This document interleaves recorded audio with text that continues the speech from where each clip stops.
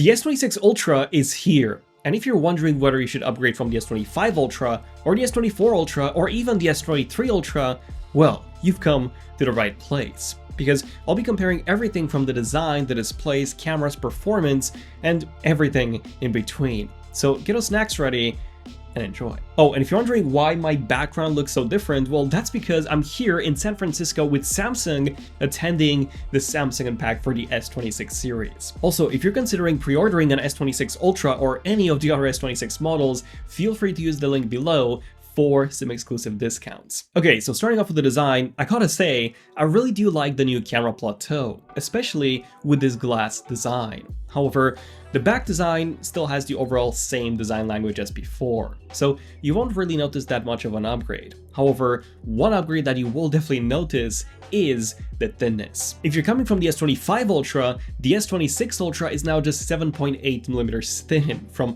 8.1. The S24 Ultra was 8.6mm, while the S23 Ultra was 8.9. So if you're coming from the S23 Ultra specifically, you're getting a phone that's more than 1mm thinner. And you can also feel the reduction in weight, as it's now just 214 grams instead of 218 on the S25 Ultra.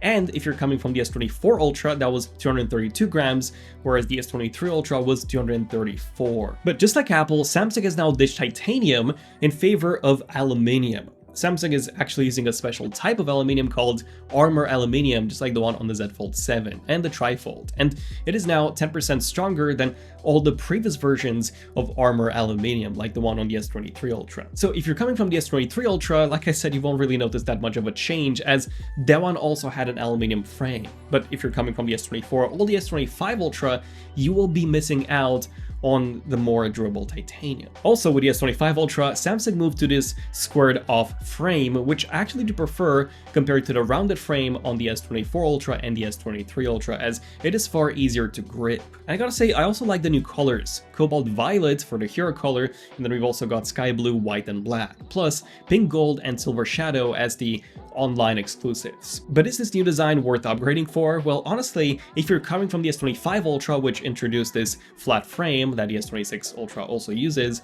then I wouldn't really bother. But if you're coming from the S24 Ultra, and especially the S23 Ultra, then yes, this is actually a big design change. One that is also much more comfortable to hold because of the rounded corners that are not digging into your palm anymore. Which brings me to the display. This one actually gets some pretty big upgrades.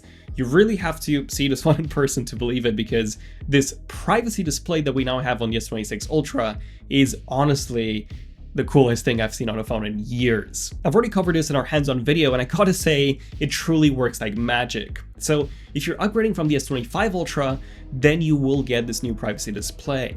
Now, if you're upgrading from the S24 Ultra, aside from this, you also get the slightly larger 6.9-inch panel as opposed to 6.8. Whereas from the S23 Ultra, you will also get the new anti-reflective coating and a maximum brightness of 2600 nits as opposed to 1750. And I gotta say, if you're picking up any of the S26 models, make sure to check out our app wallpapers for the best wallpapers you can get on any phone right now. Luminous Lines, for example, by our designer Arif, features these oscillating gradient waves, which look so clean on your phone, tablet, and even on your desktop. And Sailing Ships by Cheese lets you set sail across a bunch of landscapes and boats in super high 8K quality. My favorite one is definitely this yacht in the city in blue. So check out these designs and so many more at Wallpapers for iOS and Android by using the links below. So what about the performance? Well, the S26 Ultra comes with the new Snapdragon 8 Elite Gen 5 for Galaxy chip that's paired with 12 gigs of RAM, or 16 if you get the 1TB version. This offers a 39% better NPU performance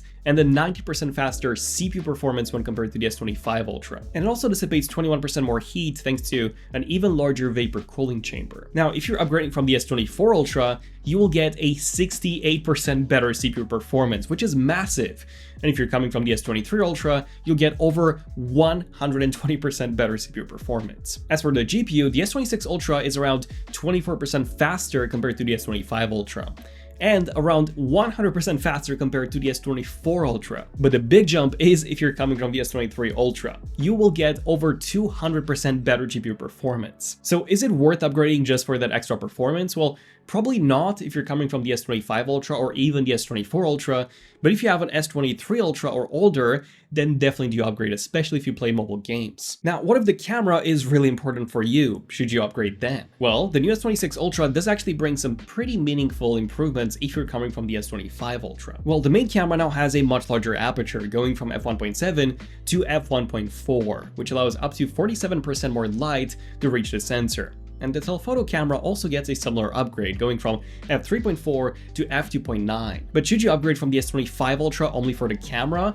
I'm not entirely sure. We will have to do our in-depth camera comparison to find out, so do subscribe to the channel for that. But from my initial impressions, I don't think it's that big of an upgrade. Sure, the S26 Ultra is a bit sharper and we do also get less noise and low light, but yeah, nothing major. I guess aside from the new APV codec, which is the equivalent of Apple's ProRes from Samsung. Now, if you're upgrading from the S24 Ultra, on top of these changes, you'll also get the new 50 megapixel ultra-wide camera as opposed to the 12 megapixel before, which is a nice upgrade. And finally, if you're coming from an S23 Ultra, while you do get all the upgrades that I mentioned before, you'll also be getting a downgrade when it comes to the main telephoto camera. You see, even though the S26 Ultra has a 50 megapixel sensor with an f2.9 aperture compared to the S23 Ultra's 10 megapixel sensor with an f4.9 aperture, the S23 Ultra actually featured an optical 10x zoom lens compared to the S26 Ultra's 5x. And this definitely shows. The S23 Ultra was capable of some truly impressive zoom shots,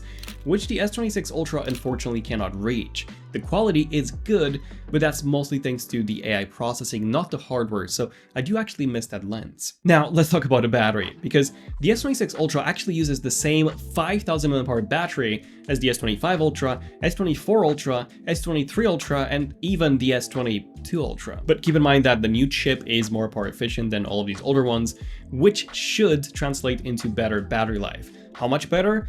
Well, stay tuned for our battery drain test to find out. On top of that, you'll also be getting much faster charging, finally.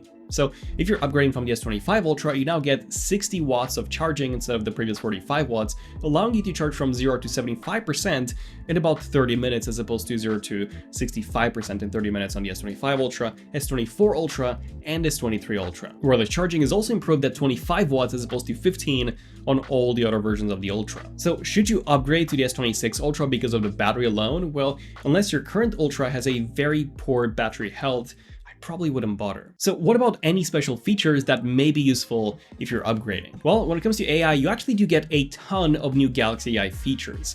The biggest one being automation. Basically, true agentic AI. You can tell your phone to book an Uber, for example, at the right time so that you don't arrive late, and it will figure out and then use the app in order to do that on its own. It seems to be based on Gemini, and I think this is exclusive to the S26 lineup, although only in the US and South Korea at launch. Then there's also a creative studio app for making stickers and greeting cards, plus a big upgrade to Audio Eraser, which can now remove background noise from Netflix and YouTube while you're watching. Then Photo AI lets you restyle photos using templates or text prompts, and Now Nudge suggests replies based on the exact question that you've asked to one of your contacts, for example. On top of this, Perplexity is now integrated into the OS, Bixby 4.0 has deeper system control, and Call Screen can answer calls for you using AI. Some of these features are exclusive to the S26 lineup, although it's not really clear which ones will remain exclusive, as Samsung has added previously exclusive features to their older phones as well through software updates. So personally, I wouldn't really bother upgrading until we know for sure which one of these AI features will actually stay exclusive to the S26 lineup. And before you ask, no, the S Pen still doesn't have Bluetooth. The last Ultra to have a Bluetooth S Pen was the S24 Ultra. So if that's really important for you for triggering the camera remotely, then do not upgrade. So in conclusion, should you upgrade your current Ultra to the S26 Ultra?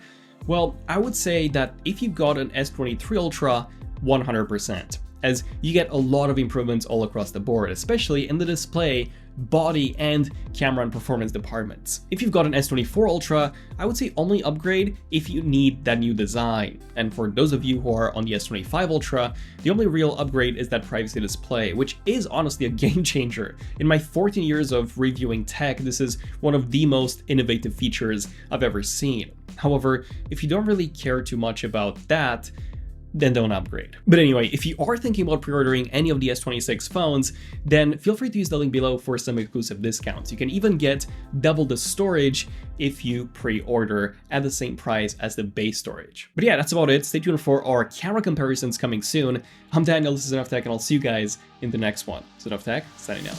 Cheers.